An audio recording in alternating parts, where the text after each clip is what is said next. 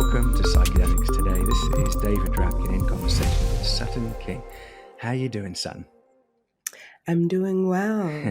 Hello, Segoli. How are you doing today? Yeah, I'm really well. I'm so happy we're getting to chat. We've got tons to talk about, and we've met a couple of times in person. I think we were at Trailblazers New York, That's right. um, and then the Psychedelic Assembly little kind of party that was happening there. That was cool because you're in the Bronx and I'm over in Jersey. Yeah, so I'm in the Bronx, unceded Sawanoi territory. I'm in Riverdale. I've been here for 11 years now, um, which means I am an official New Yorker. I hear after you get out over that 10-year hump, you can say you're officially a New Yorker. So proud moment, proud Mm. moment. Yeah, and we're going to hear more about where you came from before New York. I want to also acknowledge I'm on Lenape lands where I'm in Jersey, in Teaneck. And the first thing I want to say is kind of some breaking news that we are going to be seeing you at our Convergence Conference Festival in Los Angeles, March, April time. So you're going to be keynoting there. So Yeah. congrats. I'm really excited to see you on stage talking. What do you want to talk about? Do you have any ideas yet about the message you want to put out to folks there in LA? Yeah. Well, first and foremost, it's an honor to join you all at Convergence, and I'm really excited to be able to share the work that we're doing with the Urban Indigenous Collective, the Indigenous Medicine Conservation Fund, and my talk will mostly center Indigenous rights. Uh, Indigenous sovereignty, especially around the sovereign protection and regeneration of ecologies, traditional knowledge, and medicines Indigenous peoples have been protecting for time immemorial. Also, really talking about the different principles in which I was raised with and how I use that in my everyday life, how I've used that within the psychedelic ecosystem in terms of how I've helped to co create different governance models, business models, how we can really bring in Indigenous voices, Indigenous principles to create a more balanced and unified society. I would say a lot of the principles I was raised with have helped me to be able to imagine a sharing economy, a healing economy, and where we're at with this so-called psychedelic renaissance.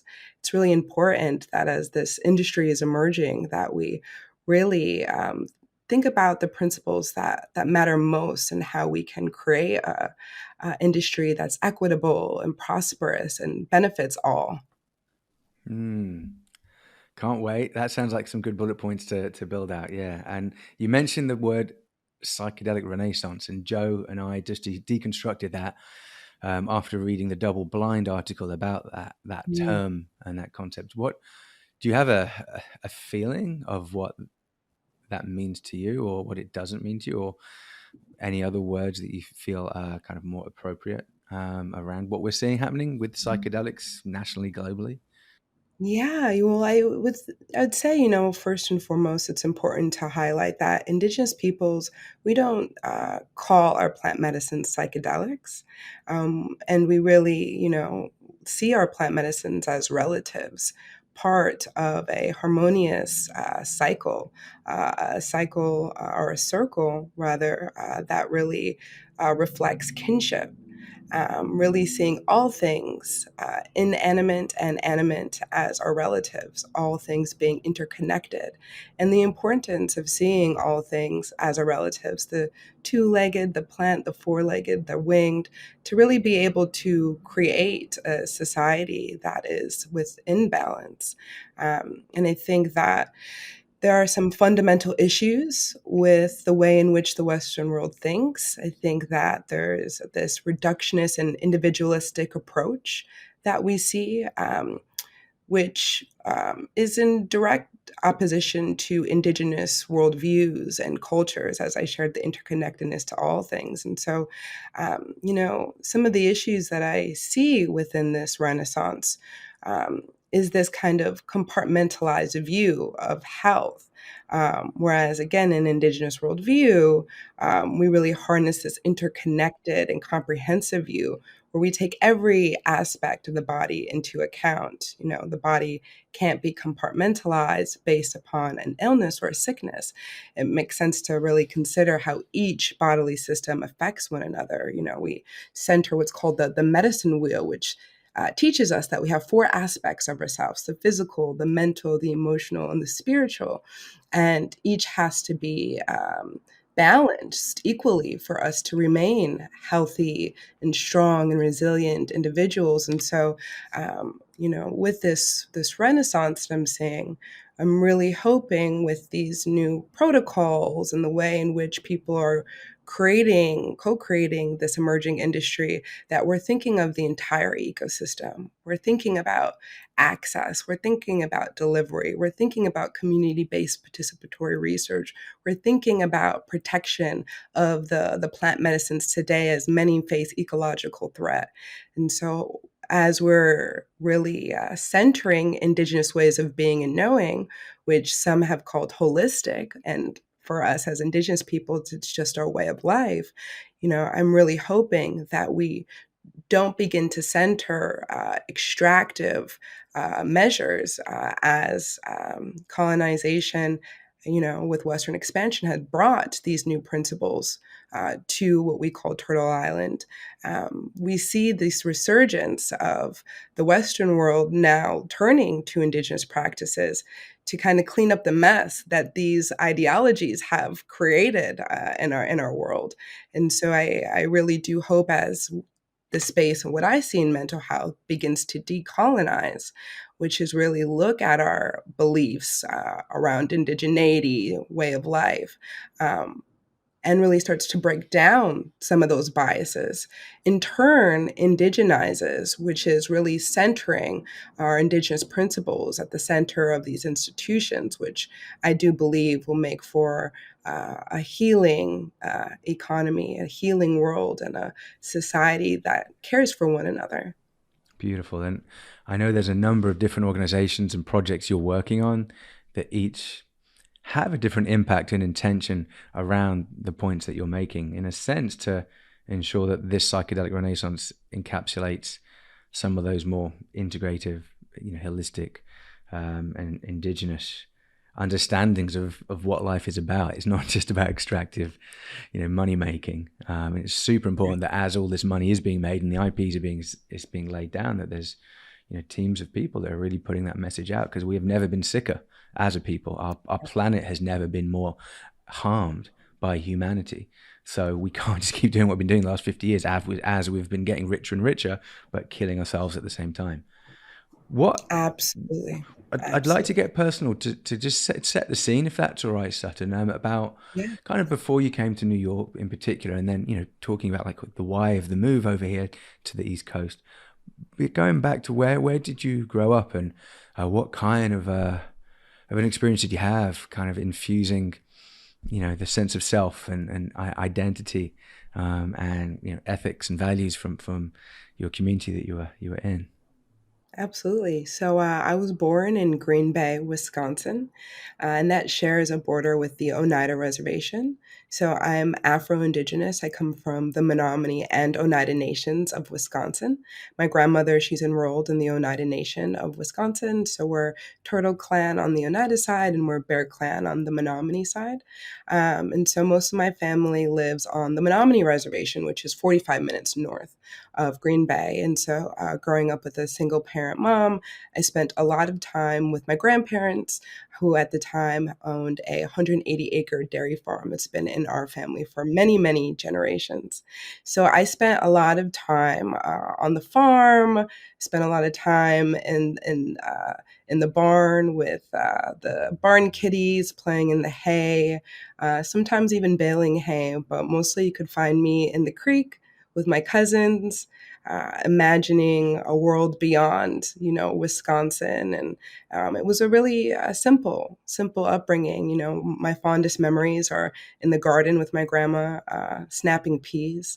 And I'm really thankful for that upbringing. I really grew up with a appreciation for the land and the water, and a deep appreciation for the food, and what an honor, it is to be able to partake in a meal, watching the life cycle of the animals and the plants. And, living in New York City now, my mom always says, when country eyes hit city lights, there's no going back. And I think, maybe that's why I've been here for 11 years. But, my mom always made sure to just instill in me the importance of our ancestry and our tradition. So I grew up dancing jingle dress dance, and it's a dance that really supports our community with a prayer of healing. It brings healing to those who are sick in our community.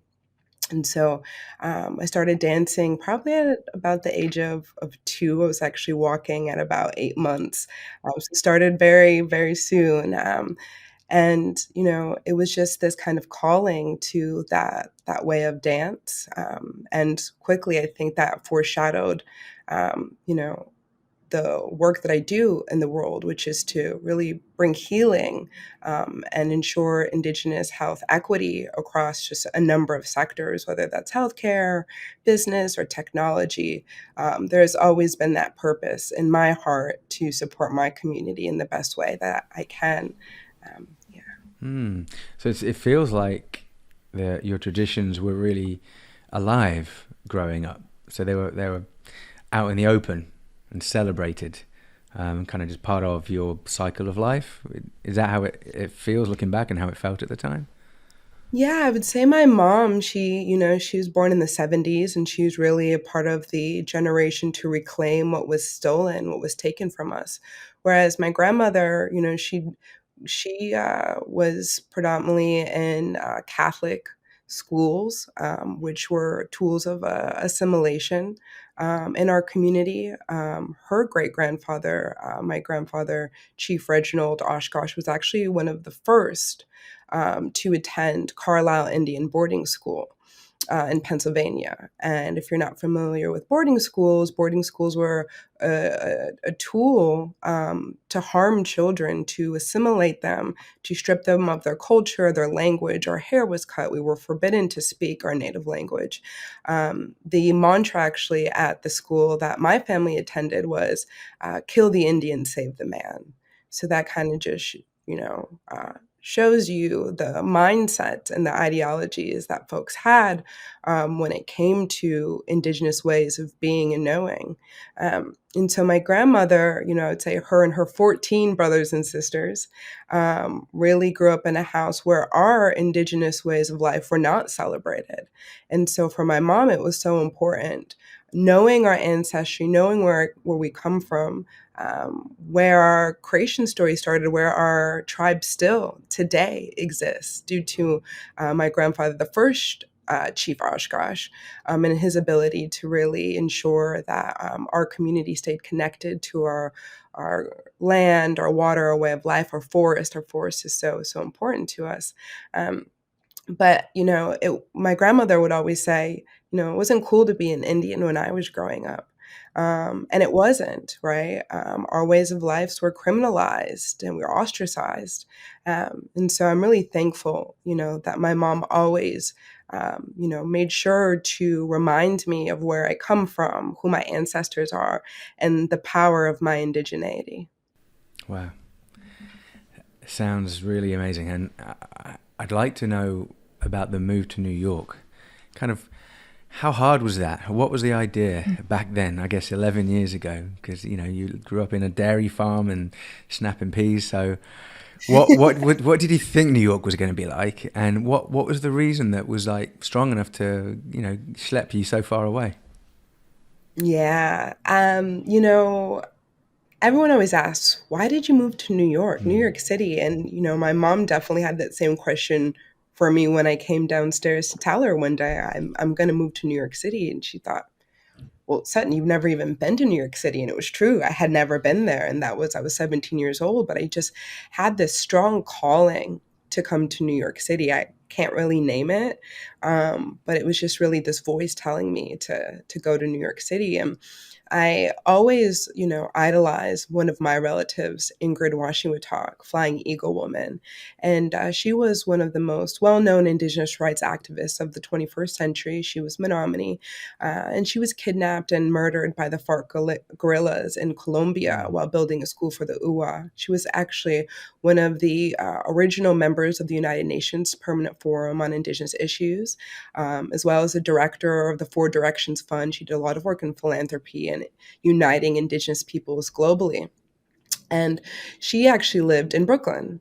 And knowing all of the work that she did and this this road that she paved for the next generation of Indigenous rights activists, I felt that she was taken too soon from us and wanted to continue in her legacy.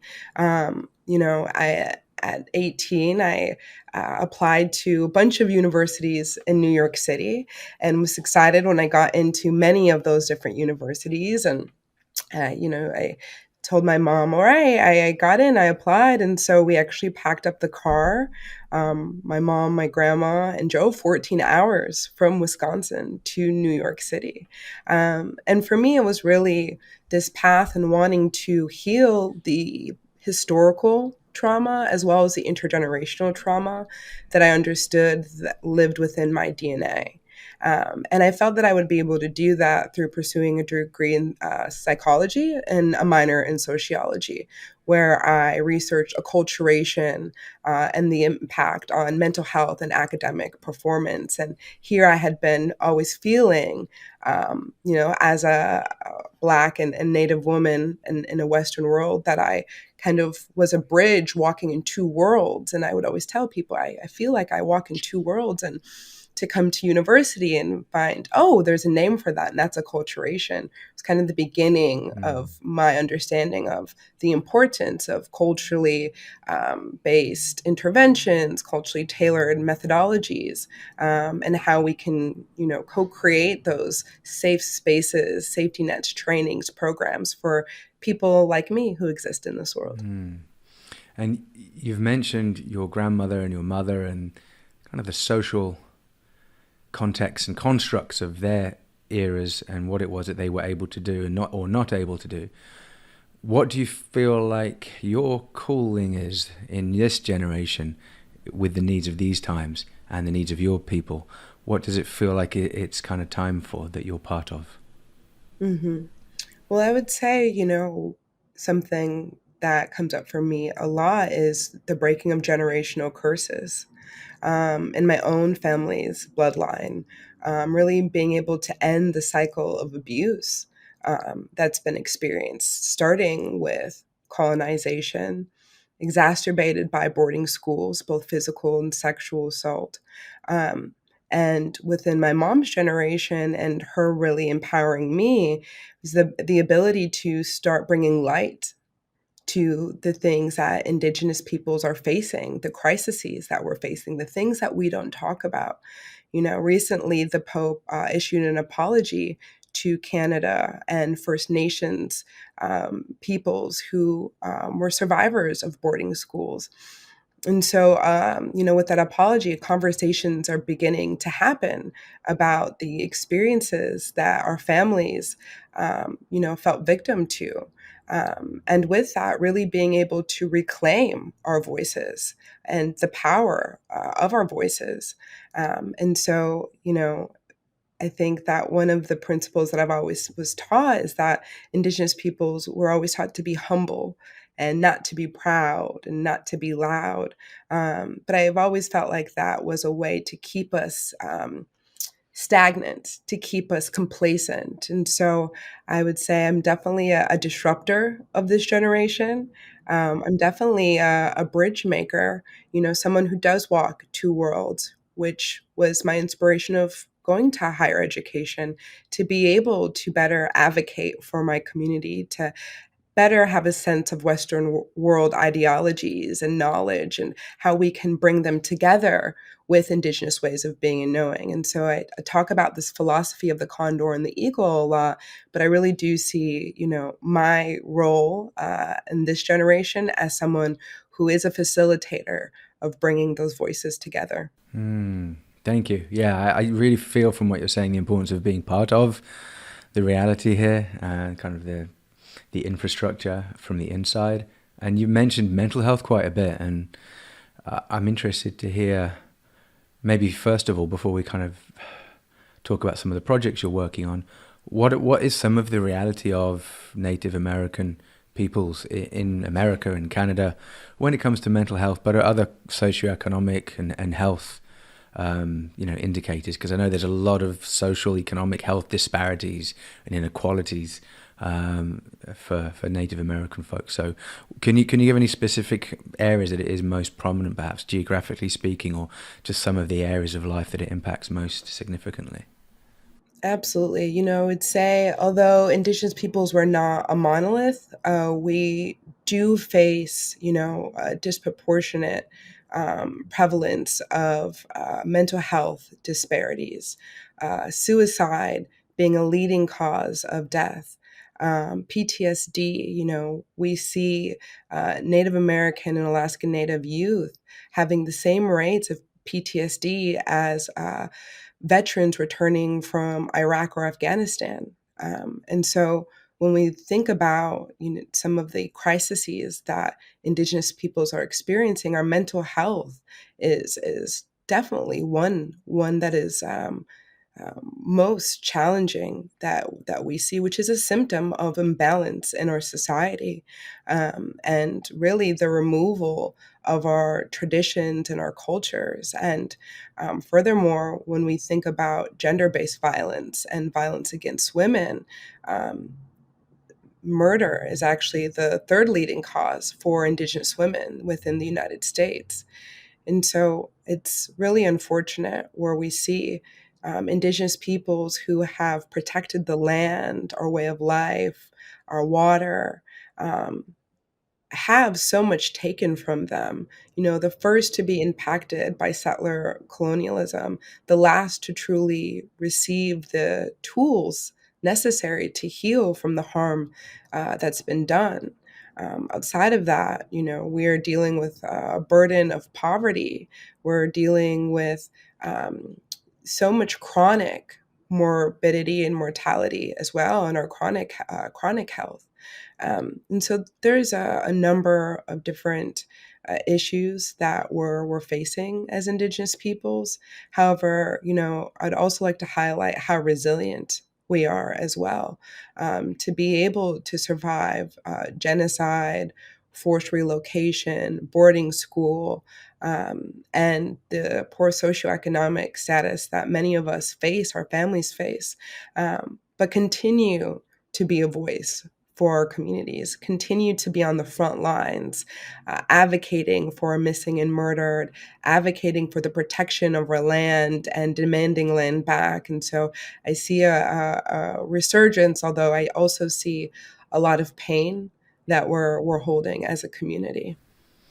And I'm thinking as well about intergenerational trauma and epigenetic trauma that we carry inside of us. And if the conditions that created that intergenerational trauma are still present now in our society through living in this colonized, commercialized, very unequal, racist society, then those kind of epigenetic seeds and coding is going to be triggered. We are going to experience more of those impacts, like ACEs study in a sense, but more intergenerational. So absolutely. And it's funny you say ACEs because I wrote about ACEs in my college essay to get into university. And I talked about my score and how it was I was 30 more times likely to commit suicide. And I was X times more likely for all these negative things to happen to me. Yet I was writing that essay to continue furthering my education, to be able to support the well-being of my community, who also holds these scores, Mm. who, are not likely to move on to university and have an opportunity that I was privileged to have in education. And so, really holding that and understanding that when I speak, I'm speaking on behalf of my communities. And there is a deep responsibility that I feel in representing my communities and my family in a good way. Thank you. Thank you. And before we start to hear more about the work that you're doing, the amazing projects, I'd love to just ask you about psychedelics. So that's our favorite subject here. We're Yes. talking about, a lot of wonderful things, a lot of experiences that you've had that frames, your calling and representing these needs and issues. Where does psychedelics fit into it, and kind of when did that become part of your journey? Yeah, absolutely. So I was about 20 years old in undergrad and had actually survived gender based violence. And being able to survive that and process that as someone who was um, pursuing a degree in psychology, that wasn't enough. Those tools of, cognitive behavior therapy, the theories I was reading, although I was reading and understanding my trauma and my experience, I wasn't being able to move through it or heal through it. And so I always talk about this experience I had in an abnormal psychology class where we were to create a genogram. And on this big piece of paper, I remember writing out everybody in my family tree and annotating each family member with different traumas they experienced. And I could see these circles going down this big piece of paper right to me, right? All of this different trauma that we had experienced, both historically and intergenerationally. And I could see it, but I still couldn't understand it. And it was my introduction to psychedelics that helped me to be able to move through that. And one experience, one journey, I was able to feel the historical and intergenerational trauma. I was able to understand that it did not start with me, but that I had the power to end it, that I could have the power to move from a victimhood mentality and really channel that into something of resilience to be able to move through that unresolved trauma and grief that not only I was holding, but as a matriarchal society, as Indigenous peoples, that my mother was holding, that my grandmother was holding, that her grandmother was holding, right? And really, in that moment, it was like a veil was pulled off of from in front of my eyes, and I could finally see clearer. And that began my journey of healing, and completely changed my life and my entire world. And I always say, from that moment, my life has become magic. Not to say that, there has not been challenging moments. I definitely have had my fair share of challenging moments, um, but it's really helped me to really stay in balance with myself, with my own healing, with my own level of consciousness. And it's definitely a journey, right? It's not linear healing. It's a beautiful spiral, I feel. But I'm really thankful to that medicine. I'm really thankful to the beautiful friend who I was able to share, the pain I was going through, and happened to share some research with me and a documentary and said, hey, no pressure, but I think you might find the therapeutics, benefits of this medicine. And that was the beginning. And, as someone who is Indigenous, I've always centered ceremony, but it's been in a different way of dance and the drum, our own rituals with our own medicines that are plant medicines like sage and cedar and tobacco and sweetgrass. But the introductions to psychedelics and the healing that I was able to sit with and move through, again, changed my entire life and trajectory of my world. And that very much reinforces what you were saying about being told that you're bringing light, a light giver, and you're finding that, and that's very healing for you and your family's historical trauma, just to feel that flowing through you. And now in Mhm. New York City, I'd like us to kind of pivot into the work you're doing through the Urban Indigenous Collective. Would you be able to tell folks a bit about that? What it is that's happening right now? Yes, absolutely. So, the Urban Indigenous Collective, also known as UIC, we support access to culturally tailored health and wellness services for self identified Indigenous peoples in Lenape-Hoking, so called New York City, and the greater New York City. So, the tri state area, which is New York, New Jersey, Connecticut, and PA. And we do this through a number of ways, first being community based participatory research, advocacy, community programming. And now that we have a community center on 39th and 8th in Manhattan, direct services hopefully soon. So we're really creating the infrastructure for that. But we really have this vision for a world where the rights of Indigenous peoples and our sovereignty are acknowledged and respected with cultural humility. And we really are committed to modeling continuous consent and free, prior, and informed consent and consultation as protocols within each of our programming areas. And we work really holistically with traditional knowledge keepers as well as Western medicine to enhance the overall mental and physical well being of our urban Indigenous community. What kinds of programs and services are going to be there? For example, any like primary medicine or mental health treatment, or even psychedelic assisted therapy integration groups? Like I know it hasn't. And tell folks as well, when is this community center opening? Hopefully. Yeah, well, first, just like to name the programming that we do have right now. So we have the Missing, Murdered, and Indigenous Women, Girls, and Trans and Two Spirit program.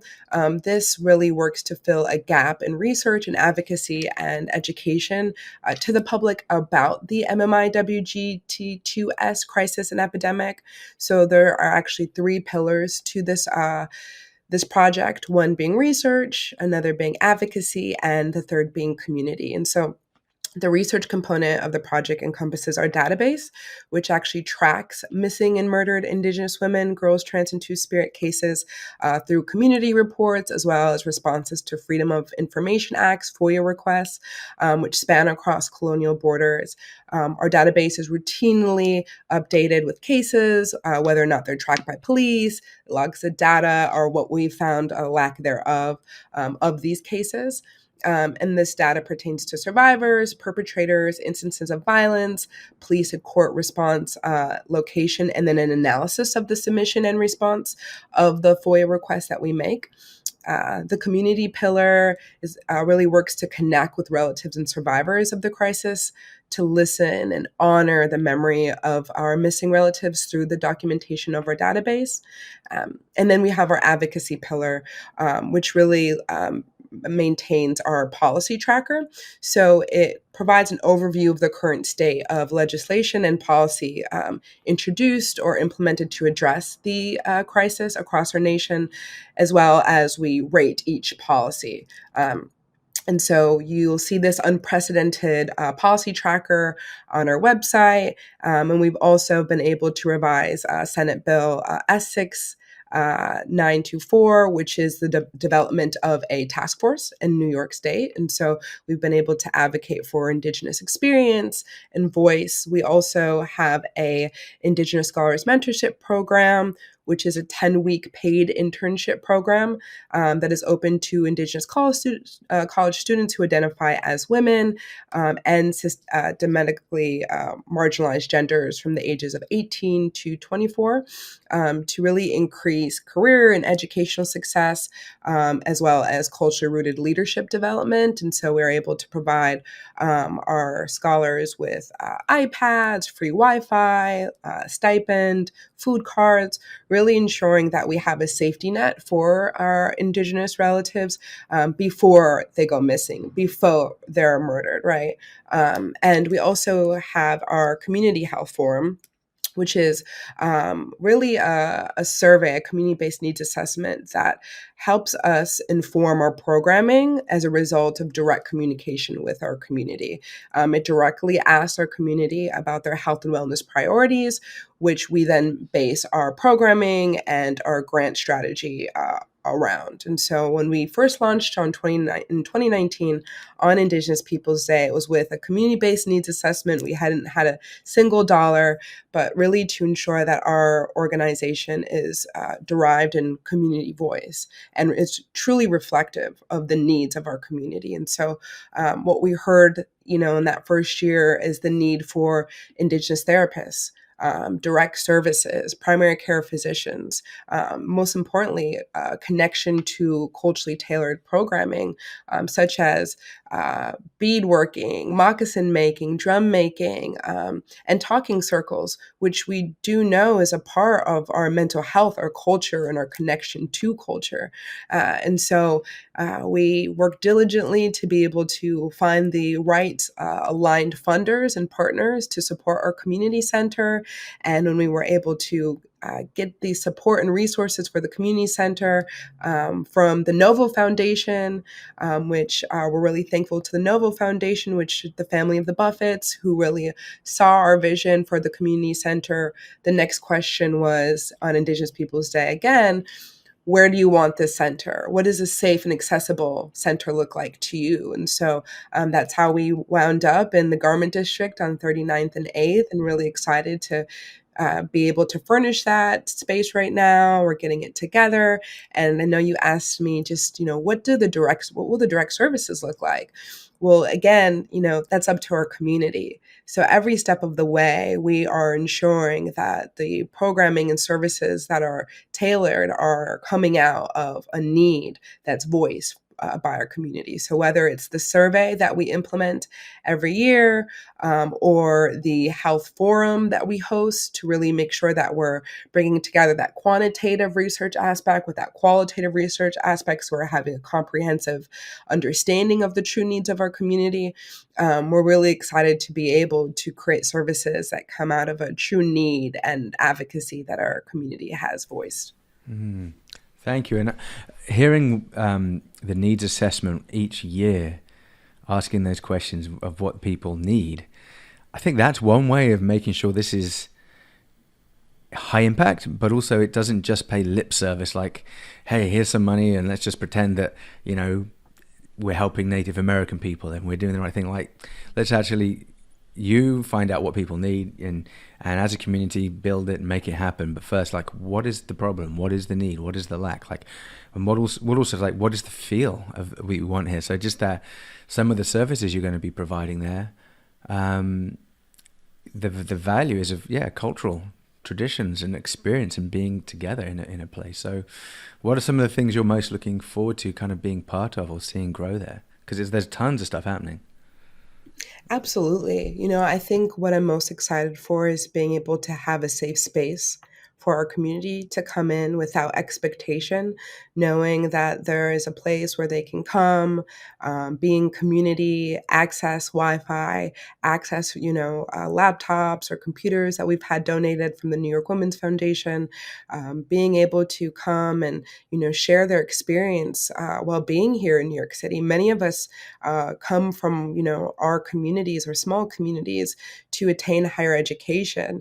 And it's the first time we are ever in a large metropolitan city such as New York City. And the disconnection from home and culture can be very hard on, one's mental health. And so being able to have that non-familial connection, those social protective factors that reduce suicidal ideation or depression or other different mental health indications is so important to be able to strengthen, our community and just that support that might be missing when you leave home, and really making sure that, we're able to provide different programs. I'm so excited to be able to have a beadworking class. I'm so excited to be able to have talking circles where we can just sit and share our experiences and, have the support that we might be looking for and we may not have gotten if something like this or organization didn't exist. I'm also really looking forward to just really planning out our social services. We really want to make sure once we have case managers and Indigenous therapists employed by UIC that they have the resources they deserve. We see so much burnout within the field, which is due to the lack of resources and a lack of understanding. So really making sure that before we, begin direct services, we have a safe infrastructure put in place to support not only our community, but our staff who will be supporting the health of our community. Yeah, and you've mentioned self-care a few times as well, that how important that is. And being a social worker myself, it is so hard to give and to be present if I'm not looking after myself. And I saw on your website, Sutton, that I think it was 100,000 people in the 5 boroughs of New York, or maybe the Northeast area, identify as Native American, yeah? Yeah, actually 180,000 identify as Native American, Alaska Native, and Indigenous of the Indigenous diaspora. And so we do have a very large urban Indigenous community here in New York City. And I think because of the lack of data and the lack of resources flowing to Indigenous organizations has perpetuated this erasure or invisibility. People are always so surprised when I share that number over 180,000. And they're even more surprised when I tell them that there are federally recognized tribes around us and state recognized tribes and unrecognized tribes that really make up this beautiful New York City that we all love. And I also remind folks, when you look at that skyline, of that concrete jungle in New York City, I'd love to remind folks that it was the Mohawk iron workers who risked their lives, on those on that skyline to be able to create, the world we see around us. The paths that we walk today, the rivers that flow, have always been used by the indigenous peoples who came before us. Yeah. And I often think, because I'm living over the water, so I get to see the skyline of Manhattan, what it must have looked like 400 years ago before the British arrived. My family were German, Russian, and Polish in those days, so maybe some were probably still in Spain in that century, actually. None had fled to England yet, but I think about what was it like, Manhattan, and before the skyscrapers, and the trains and all that. What was it like? Well, it was a place of gathering. It was an intertribal place where people would leave their weapons outside of Manhattan. They would set their weapons down and come in, and it was a place to solve for conflict. It's a place to do the strategic thinking that we do when we have our on-site planning meetings in corporate today. But it was really this place to put minds together to solve for the issues that they were seeing around them. And so I always think about that whenever I'm at a conference in Manhattan or whenever I'm doing strategic planning in Manhattan, and just thinking, wow, the how many ancestors before me were here thinking about the 7 generations in the future to really ensure a future of sustainability. And wow, what a opportunity we have to ensure that sustainability exists on. Yeah. And just zooming out from, our little part of America in the Northeast, what about nationally? How many Native American identifying people, indigenous folks, are there in North America, and what kinds of services might they need in a more culturally competent and infused way around mental health and other social support? And yeah, are you part of anything around that piece? It's not just kind of here in our little neighborhood. Yeah, well, we make up 1 to 2% of the population in North America. I don't know what that is globally. However, I do know that 80% of the world's biodiversity is stewarded by indigenous peoples. And so we've always felt this deep connection to the land and to the water around us, and this responsibility to tend and care for the land and steward the land in a good way. Um, and so I think that, when we look at the health disparities that Indigenous are facing, it's because our planet is sick. It's directly proportional to the imbalance in the environment around us. I think, considering the United States and North America and the Indigenous peoples who live within that, when our land and resources were taken, we were promised through treaties, these sacred bargains, if you will, that our healthcare would be provided for at no cost. And so Native Americans and Alaska Natives are the only group within the United States who are born with a legal right to healthcare, which I think we all should have a free and legal right to healthcare. But in particular, for Indigenous peoples, that is a sovereign right we do have. And so Indian Health Service is the federal agency tasked with providing culturally tailored free healthcare.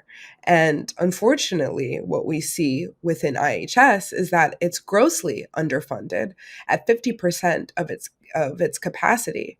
It's only ever funded at 50%.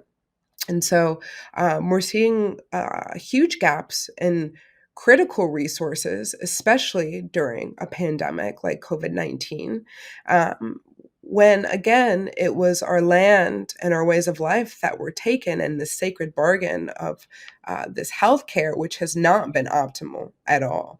And so I think this is, what we see globally as well.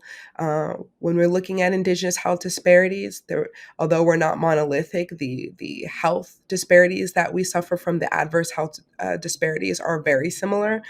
During my time within the United Nations Global Youth Caucus, we would have annual talking circles, and it would be really a circle made up of Indigenous youth from all over the world.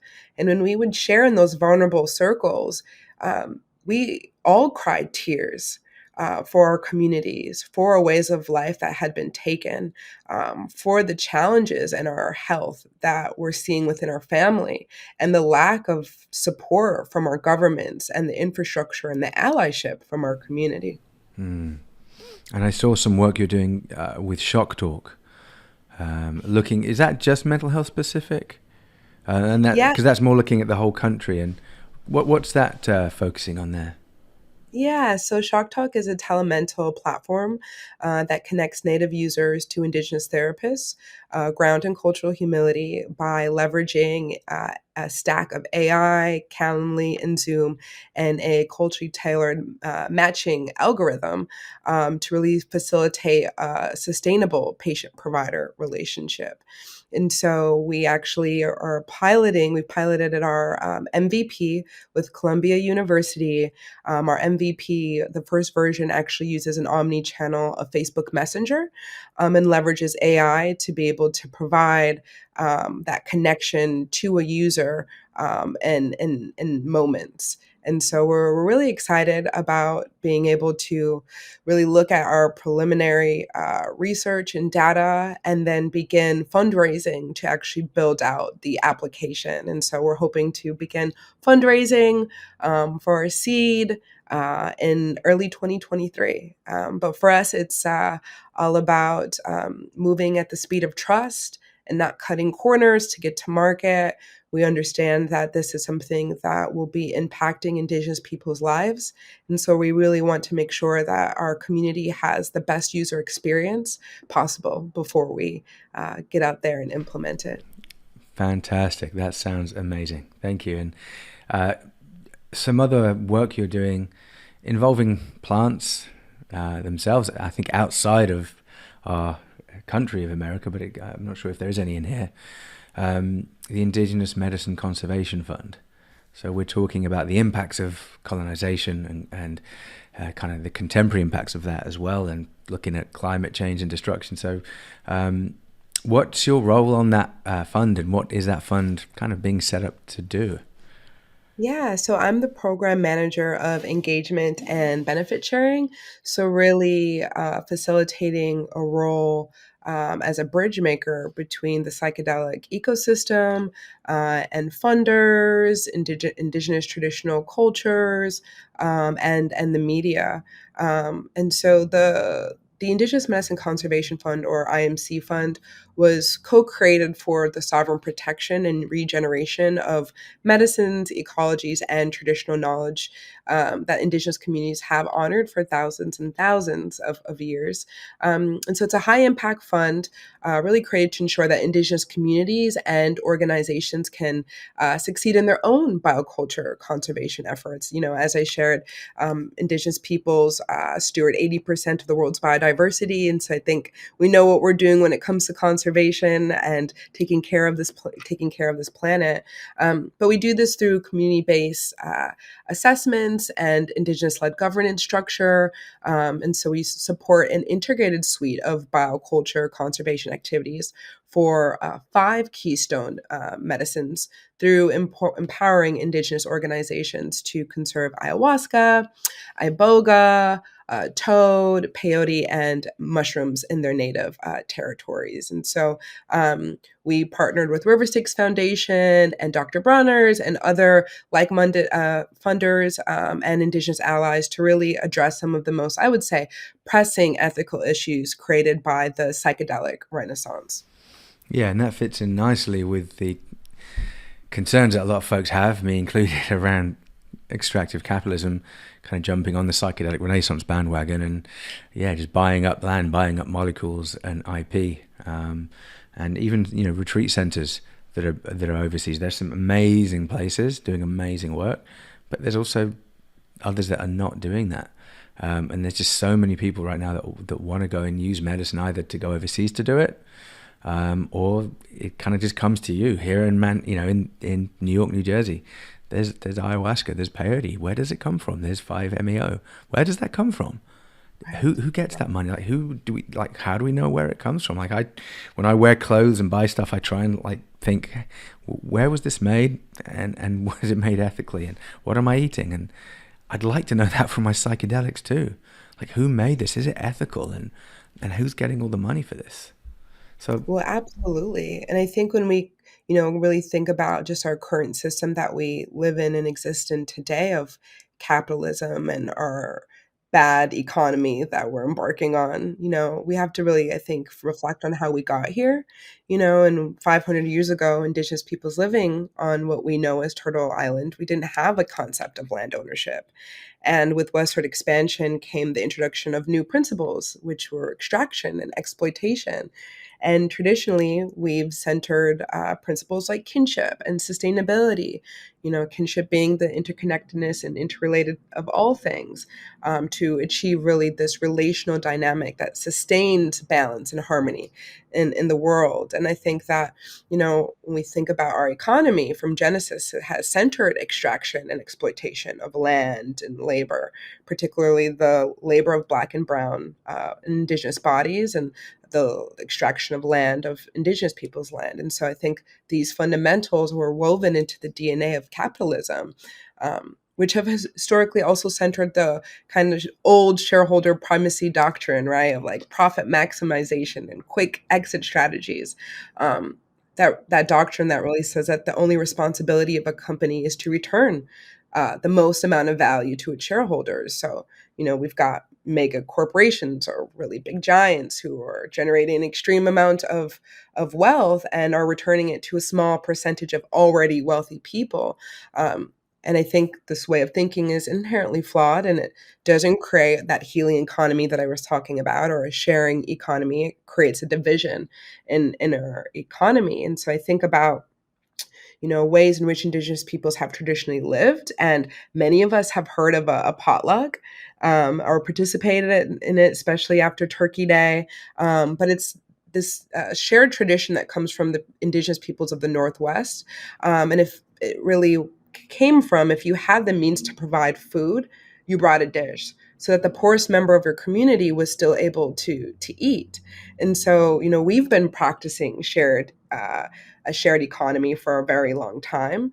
But with the way that the Western world is thinking and acting, I'm not surprised we're in this 6th degree of extinction with all of these challenges of climate change, extractive industries, armed conflict, or the insane wealth gap in this country, or, being someone who has one medical issue and being in bankruptcy, right? Not being able to care for themselves or their family. And so, I think about the psychedelic industry and how it's emerging and the way we have to really think about access and benefit sharing. I think as a social entrepreneur myself, I don't believe that capitalism is inherently bad, but I believe the way in which we've structured private ownership is, and we need to move from this private ownership mentality to a steward ownership mentality. And I think that, you know, private ownership has been used against us, in our society. It's caused us harm.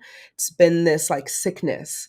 Um, However, I do feel like there are great minds in this world who have the ability to heal it, especially as we're thinking about the psychedelic industry, right? And this responsibility to really reclaim what private ownership is and how we support the greater humanity in healing because we're sick, right? Like mental health crisis is very real for us, and our collective deserves an opportunity to heal and access to healing. And the way in which we're creating these clinics, the way in which we're creating these biopharmaceutical companies, or how we're creating funds within philanthropy to support some of the harms that the Renaissance has created. It's all going to determine the potential we have to elicit real change and bring real healing and take our collective to the next level of consciousness. Yeah, that future of humanity being so precarious is scary, and that's part of our collective trauma I think we all face now. So if we could have a system of a reformed capitalism that did think about the future generations, that would be a bit of a relief to me and others to know, okay, so now that the decisions our leaders are making and the way that our society systems are constructed take into account our impacts for many, many generations to come, so that my kids and grandkids, please God, the world that they are part of, it's going to be a good one. So I can just take a deep breath into that. That's right. And that's centering the seven generation principle, which comes from the Haudenosaunee, the Iroquois people, which I come from as an Oneida woman. And it really looked at the decisions we're making today and how they impact the future seven generations. We're really ensuring that every decision we make, we're facilitating a conversation and bringing in all the voices who would be impacted by that decision. And again, making sure it's one of sustainability. And I think that as this industry is emerging, we're at a really critical point. The decisions are in our hands, which is exciting, equally terrifying. But I think, when we think about the economy and this market, it's not capital that creates economic growth, it's people.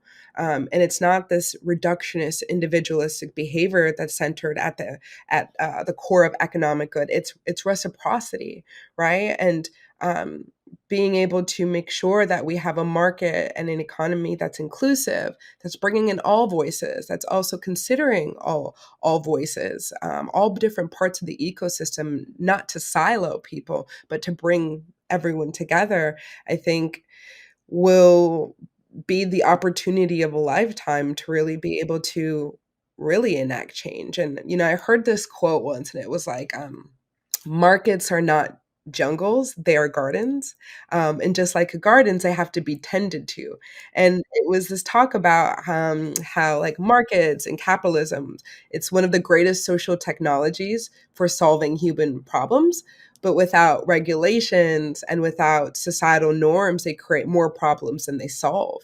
And so I think, we have this opportunity in the sixth degree of extinction right now with psychedelics and plant medicines to steward this in a good way. And I think the way we steward these medicines is directly proportional to the healing that the collective will be able to receive.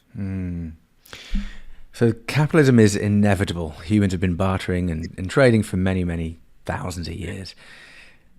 I often talk about contemporary capitalism as kind of hyper capitalism or kind of end stage capitalism.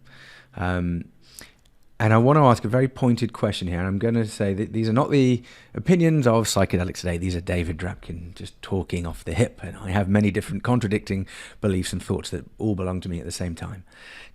Disclaimer. So there's this little party that happens once a year in Davos, Switzerland. And they call it the World Economic Forum, and all the richest people from around the world go there. And last year there was, a big psychedelic kind of caravan and event, and House of Health and Healing was there, talking about psychedelics, that kind of set up was part of that, event. And I saw a lot of people going to it. And so part of me was like, what the fuck is that about? What are they doing going there? That's the enemy. That's evil. Like, don't go there. Like, no. And then I was, had a few conversations with people like, well, actually, Dave, it's better to be part of it and to actually change some of the narratives and to challenge some of the beliefs and particularly around the ownership and extractive capitalist piece around it. And I hope that's true. And I hope it's not just, lip surface and kind of people massaging their own egos. But there are decisions we make in the psychedelic space, Sutton, and I am conflicted, and I often talk about it. Which conference do I want to go to? Do I want to go to Wonderland? Do I want to go to Convergence? Of course I do.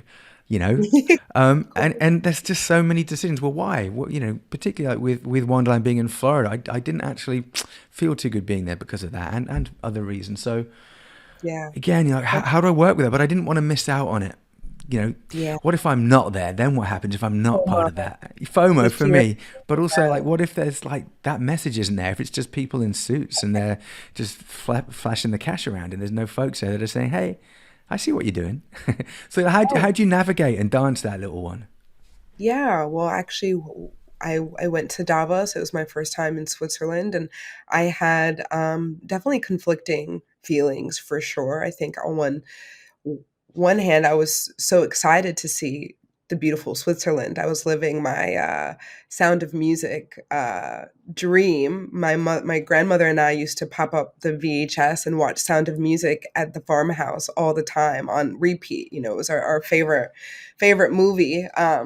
But to be in a place with an absurd amount of wealth while understanding the inequities that the rest of the globe and humanity is feeling and suffering, while I was there, I felt, one, this deep responsibility to be a voice for so many who are gatekept out of those places, and how many people who don't have the opportunity to bring their voice and shed light on Indigenous rights and sovereignty. Although it was an uncomfortable space for me, I knew that, before I spoke, I did a few keynotes to call on my ancestors, for them to come and be in the room with me, to be able to speak on behalf of the biocultures that we represent with the Indigenous Medicine Conservation Fund, to be able to bring Indigenous, representatives and activists and voices that protect their own traditional medicines and ways of life. So that there wasn't just one token Indigenous person, that there are many different voices to be able to talk about the true realities of climate change and extractive capitalism and the threats that the psychedelic renaissance is perpetuating for Indigenous peoples. That was an honor. It was an honor, and it reminded me of the importance for people who look like me, who have my experience, to be there and to take up space, to not be a token, to be able to sit down at the table and have a voice in strategic decisions that are being made about our collective's future. And there's so many different conspiracy theories about Davos and sacrificing people and all types of layers that come up, when you bring up the World Economic Forum. But I started to think that these are tactics created to engender fear mongering so that we stay out of spaces like that, so that the small percentage of society can make decisions for the rest of the collective. And I want to have a say in my future. And I want to have a say in the way in which the psychedelic industry is co created. And I want Indigenous peoples who have protected plant medicines for the rest of the world to arrive at this place today and realize the benefits of these medicines and the transformational advantages of these plant medicines.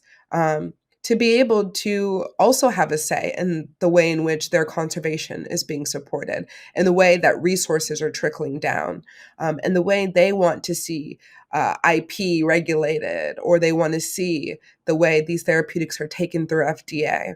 I think that there's room for so many voices to have a seat. There's just a small percentage who are trying to gatekeep us out.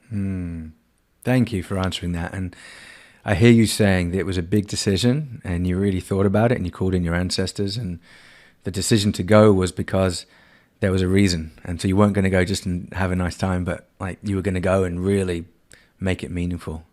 Absolutely. I think I did 2 keynotes, 3 panels, moderated 2. I was definitely really busy during that time, but I feel really honored again because when I have these opportunities to shed light on Indigenous rights, Indigenous plights, and be able to share messages from our community partners on the ground, it allows such a beautiful knowledge exchange for people who have only thought about psychedelics in one way, or maybe thought that the history of psychedelics started in the 60s and the 70s with Hoffman and Huxley. Um, and, that ignorance is bliss. We can't be upset for what people don't know. So whenever I see an opportunity to educate, I see this opportunity to really shift the paradigm, and provide a education that people can then in turn share with their collective and those that they're in kinship with. And I guess there's a beautiful intersection with the folks that come to Davos, the World Economic Forum, because they are the richest people in the world completely. Like loads of billionaires will be there.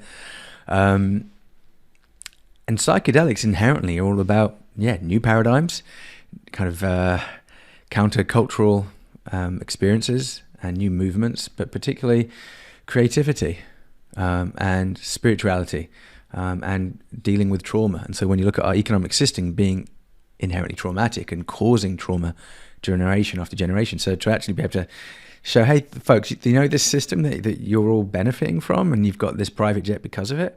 Well, this is what it's doing for everyone else. And so if you were to use psychedelics, or just think in a more psychedelic way that factors in all those externalities, then that pain actually might direct you to do something else with that money or with your business kind of profit share.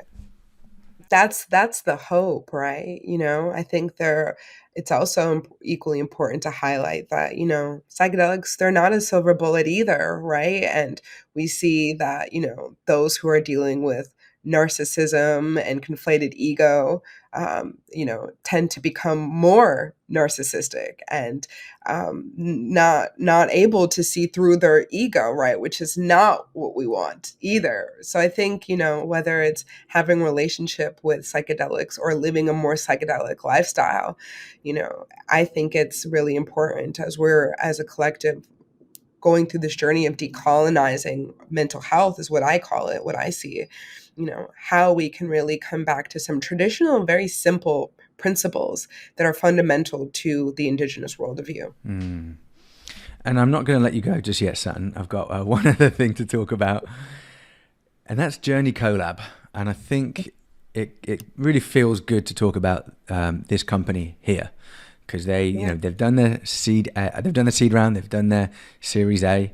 They're doing drug dev, so they're big pharma, kind of similar kind of model, but they feel, to me personally, a bit different.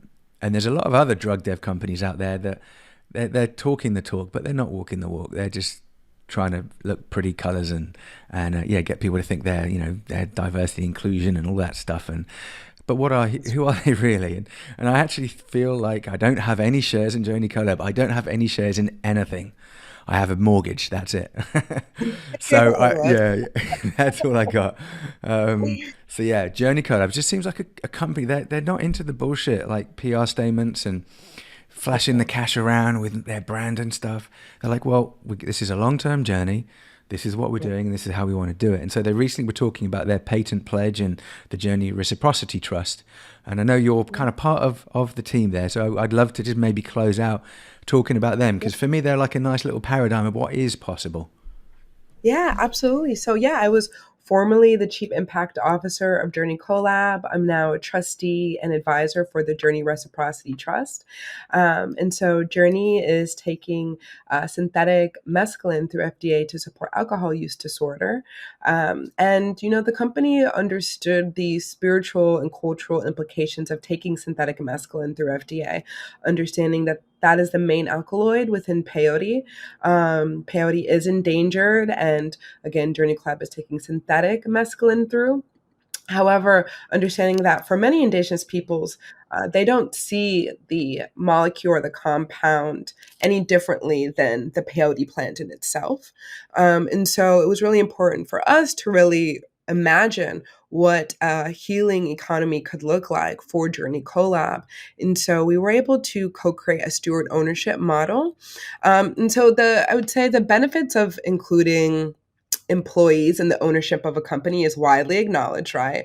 Which is now standard practice in Silicon Valley and many other companies that grant equity options to employees to align their employees' interests with that of the company. And so for Journey Colab, they recognize that the same benefits of ownership should be extended to the larger community of partners working to build the new psychedelic sector in an ethical way. And so this model is actually developed in part by Purpose Foundation, and it was really leveraged specifically for Journey Collab's needs. So the Reciprocity Trust holds 10% of the company's founding equity for the benefits of Indigenous communities that have stewarded these medicines, as well as other community stakeholders, including groups working to ensure equitable access to mental health treatments and those working to benefit the ecological conservation of naturally occurring psychedelics. And so it's irrevocable, and it's really held to support, I would say, the critical contributions of varying stakeholders within the psychedelic movement, and really ensuring that Indigenous peoples are leading that trust stewardship committee. So really excited about that, to have 100% Indigenous stewardship committee that can oversee the infrastructure design and development and implementation of the trust. And yeah, I think that it's time to really look at how these companies are putting their money where their mouth's at.